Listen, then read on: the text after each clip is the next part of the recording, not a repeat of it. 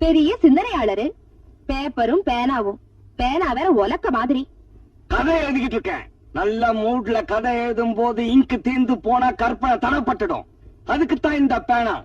அரை பாட்டில் போட்டிருக்கேன் இங்கு. என்ன சிரிப்பு? நீ காலேஜ் ப்ரொஃபசரு, சம்பாதிக்கிறதுனால என்ன அடிக்கடி திட்டுற, அடிக்கிற. நானும் சம்பாதிக்க ஆரம்பிச்சேன்னா உன்னை அடிக்கலாம், திட்டலாம் பாரு. எந்த மாதிரி கதை எழுத போறீங்க?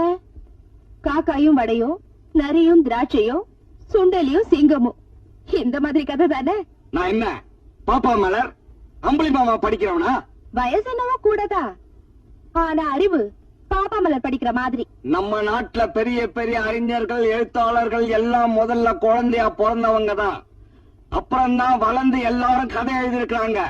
நான் கூட டில்லிக்கு போய் அங்க கதை எழுதி அங்கேயே அவார்டு வாங்குறேன் பார்.